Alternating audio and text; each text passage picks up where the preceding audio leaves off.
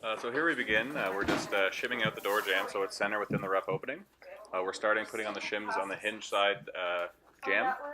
And once we get that perfectly plumb, we'll hang the door and we'll shim the remaining header and striking jamb to the perfect reveal.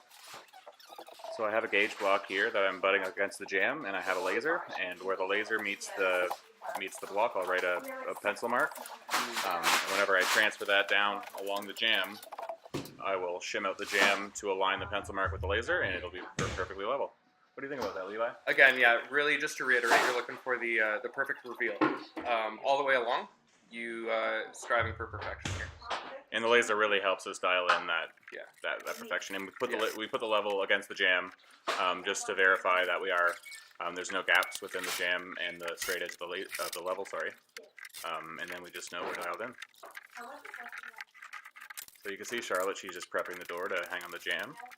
And I think you're down there dialing it in. Yeah, exactly. You know, you got to make sure everything's just dialed in. Like there. There we go. Boom. Right. Dialed in, right? Yeah. Yeah. So yeah, like I said before, we're now shimming the remaining jamb to the perfect reveal of the door. So you can see us opening and closing the door many times, just looking for that perfect reveal line. We're looking for about an eighth of an inch along the entire strike side of the jamb. And once we have that reveal, we're pretty much set to go. I am tacking in nails below the shims. That allows us to adjust the shims if we have to. That'll temporarily tack it in place. Once we're satisfied with the shims, we'll then put a screw through them, securing it, and the door stop will cover all those screws.